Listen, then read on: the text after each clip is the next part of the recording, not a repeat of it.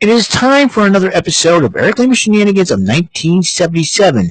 This is a double feature where two segments are combined into one episode. And now, here's the host of the show, Mr. Eric M. Lima. Thank you very much, Mr. Announcer, sir. Well, hello there, everyone. Welcome to yet another episode of Eric Lima Shenanigans of 1977. This will be episode number 1601, and this is the very special Shenanigan double feature, the 9th edition of it. And what it is I do combine two of the segments I usually do on my channel into one video. And the two segments I will do today, it will be the SummerSlam Fallout from Part 2 for SmackDown, which happened not too long ago, over an hour ago, and AEW Rampage just happened minutes ago, a couple of seconds ago. So let's get going with the SmackDown NXT Level Up. Wow. Okay, now here we go. Cody Rhodes kicks off SmackDown and asks what's next for him, and he says he would like to defend his championship, I should say, on Bachelor Berlin. Solo Sikoa and the Tongans of the Bloodline interrupt Rhodes and said, "Hey, I want my rematch." And Cody Rhodes says, "What makes you think you get a rematch?" And he says, "Well, I'll see you after." And then they were about to attack Rhodes, but then Kevin Owens came through the crowd with a couple of steel chairs, offered Cody Rhodes one, and the Bloodline backed down. He says, I'll deal with you after I deal with Roman Reigns. And Kevin Owens, but then Kevin Owens says, good, you're good. He's about to leave the ring, and then he says, "Kevin, I need to talk to you, man." And he goes, "I'm offering you a championship match at Bachelor Berlin. What do you say?" And he knew he was going to say no. And Kevin Owens, being the very honest dude, very class up, he says, "No, I don't deserve a shot. I need to earn my shot." He says, "No, I'm going to talk to Nick Aldis, and I want to explain to him, and I'll vouch for you." And Kevin Owens didn't feel comfortable with that. So he wants to earn it, and I got to respect Kevin Owens for that. So there's that. Byron Saxton interviewed B-Fab and Street Profits before the number one contenders qualifier match against A-Town Down Under. And they had that matchup, and the Street Profits end up winning that matchup, and they'll face the winner of the DIY Pretty Deadly matchup for that number one contender spot for the tag team titles against the Bloodline. Rhodes and Owens, they were talking to Nick Aldis. Rhodes is trying to say to Nick, "Hey, I want this match to happen." Owens says, "I need to earn my shot." And Nick Aldis heard all the points. He says, "You know what?" But then Nick Aldis tried something a little different. He says, I thought I was talking to Roman Reigns about it. And then Owens gets upset about Roman Reigns getting shot. He goes, and then he pleads it, and he goes, "Well, it's official. You versus Cody Rhodes for the championship." And it seemed like Nick Aldis roped Kevin Owens right into the matchup. And Cody's got a smile on his face, so it's like, what happened? Anyways. So, yeah, Nick Aldis basically did a little reverse psychology on Kevin Owens, and it worked. Anyways. And Stephanie Stratton was trying to plan Nia Jax's celebration next week. Pretty Deadly says, "Hey, how about if we win the belts, we'll have Pretty Deadly musical?" And Tiffany Stratton goes, "I'm busy," right? And then Chelsea Green and Piper Niven were confronting Tiffany Stratton. And he said, "Oh, we see right through you're going to cash in on Nia and all that." "Oh, that's a good idea." And then he said, "Don't you have a ladder to fall off?" I was like, "Ooh, okay." So there's that. Jade Cargill went one-on-one with Albert Fire. Jade Cargill won the matchup. And then Blair Davenport got involved in the after-match, and Fire and Isla Dawn attacked both Cargill and Bianca Belair. Naomi comes up to even the score. Then LA Knight addresses the Tulsa crowd of being the new United States champion.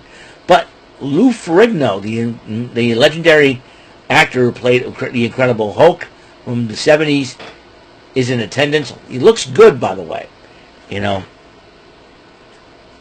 Then, as he was talking about beating Logan Paul, Legado del Fantasma interrupted him. Santos Escobar says he'll be the number one contender and beat him for the title. And then, before the matchup began, Giovanni Vinci had a promo coming to SmackDown. So Giovanni Vinci is reinventing himself after getting kicked out of Imperium and drafted to SmackDown. So we'll see what the stylish Italian dude will be up to when he finally makes his SmackDown debut. And then the United States title on the number one contenders matchup, Andrade versus Santos Escobar. And knowing that Andrade would be outnumbered, Andrade recruited Baron Corbin and Apollo Crews to keep Angel Umberto out of the way. That leaves La Madrina Elektra Lopez at ringside. But during the matchup, Carmelo Hayes gets himself involved, ends up costing Andrade the matchup. Santos Escobar is the number one contender for the United States title held by LA Knight. DIY was on their way to the ring to cut a promo for their matchup when they faced Pretty Deadly. And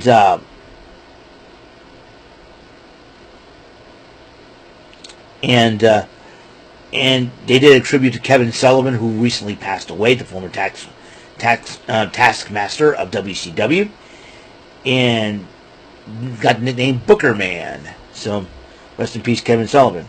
A-Town Down was confronting Aldis in his office, and then Austin Theory inadvertently put Grayson Waller in a matchup against Kevin Owens. So, guess what? Once again, Grayson Waller has a punchable face, and Kevin Owens is not afraid to use it. Then they had the other number one contenders qualify for tag team titles. DIY versus Pretty Deadly. Heck of a matchup. And DIY ended up winning that matchup. Meanwhile, Solo Sikoa was waiting in the gorilla position. And the Tongans informed him that, Roman Reigns not showed up. Yeah, and Solo goes, he will. Solo Sikoa comes out, calls out Roman Reigns, says, if you want this little wreath here, I forget what they call it. I know the Samoan word for it. But he says, you want this wreath, this lei, you come get it. Roman Reigns shows up, and as he was walking towards the ring, Solo Sikoa says, guys, go after him. Tonga Loa and Tama Tonga try to attack him, no avail. He confronts Sikoa in the middle of the ring. A brawl ensues, and he retreats but leaves his little wreath in the ring. Roman Reigns goes to get his wreath. The Tongans attacked him, and then Sikoa grabs the wreath of the tribal chief back. And then, but Roman Reigns fights back with a steel chair and talks smack to Solo Sikoa. Those two are on a collision course. NXT Level Up, Dante Chen coming off a matchup in the triple threat in TNA Impact last night. Fought Keanu Cover, and Dante Chen picked up the victory. Sarah Schreiber went up against, Sarah Schreiber interviewed Lainey Reed and asking her how she would get herself a victory over Wendy Chu, and Lainey Reed knows what lies ahead of her. Lainey Reed went one-on-one with Wendy Chu, and with Chu picking up the victory via submission. And then Sarah Schreiber interviewed Cale Dixon, who was in a sore mood, even when he came back to the ring. He says, I gotta go collect this W. Idris Enofe went one-on-one with Cale Dixon, and Idris Enofe ended up winning the match. So that is your SmackDown NXT Level Up for August the 9th, 2024. And we're going to go to AEW Rampage. What's going on Rampage? Well, I'm glad you asked, folks. Darby Allin went one-on-one with the Butcher. Darby Allin did win the matchup. Alicia Toot interviewed Roosh after he lost that six-man tag. Don Callis interrupts and says, you want to be the best? You're going to do whatever it takes? He says, I booked you a match on Collision against Preston Vance. And it seems like his former LFI ally, or is he still current out, or does Roosh have a plan to take down the Dallas Count? We don't know what Roosh is, so Roosh will have to be thinking about getting a win over Preston Vance. Jay Lethal addresses Adam Page and it challenges him to a matchup. It's going to be booked for Dynamite this coming Wednesday. And then Bryan Danielson joined on commentary for the next matchup as Wheeler Yuta took on Rocky Romero. And heck of a matchup between these two. And Wheeler Yuta ended up winning the matchup. Meanwhile, Swerve Strickland watches that match in the back. Renee Paquette interviewed Willow Nightingale about her matchup against Chris Statlander. She says, "Yeah, Chris and I were best friends, and we were fine until Stokely Hathaway comes along and ruins everything." And Tomohiro Ishii came and interrupted. Willow Nightingale says, "Stokely Hathaway, bad guy." And then Willow Nightingale says, "You know what? You give me an idea. Let's talk for a moment." So, if Willow Nightingale and Tomohiro Ishii joining forces, Stokely Hathaway's in trouble. That's for sure. Private Party went up against the Dawsons, Zane and Dave. And Private Party did pick up the victory against that burly team. Deonna Purrazzo addresses Thunder Rosa as they get ready for their bull rope matchup. I think tomorrow, is it? Dustin Rhodes addresses being a champion in AEW and says he wants more. And he told Sammy Guevara, I'm putting my trust, So Sammy Guevara says, "I'm going to earn your trust." And he says, "Okay, Sammy." And then he goes, "Well, I'd like to get the Ring of Honor Tag Team Champions." You start calling out the Undisputed Kingdom's Matt Taven and Mike Bennett. Taven and Bennett overheard. Said, "Well, right there, you can tell us." And then all of a sudden, Bennett goes, "I'm going to here, shatter your dreams." Bennett kicks him through the uprights. That's how we say it, and it hurts. And the main event, Saraya, accompanied by one of my favorite Aussie Angels besides Tony Storm, the lovely, the gorgeous, pretty funny, and talented Harley Cameron, went up against the Beast Nyla Rose.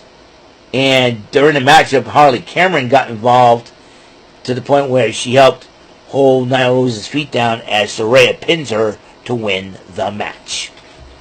And that is episode 1061. 1601, I should say, of Eric Lima Shenanigans in 1977. Episode 9 of Shenanigan Double Feature, talking about the SummerSlam fallout for SmackDown and AEW Rampage. So, that's all the time we have on the show. Thank you for tuning in. And I hope to see you on the next episode. That'll be tomorrow. Card Sharks Saturday. See you guys later. And until next episode comes rolling around, Mr. Announcer, take us home. That is all for today's episode. This is your announcer speaking for Eric Lima Shenanigans of 1977. A Big Beefy E, doing for Bob Saget Productions, and in association with Arabian Bofa Telepictures and Distribution. Thank you for watching today's episode. Tune in next time for another episode of Eric Lima Shenanigans of 1977. Goodbye for now.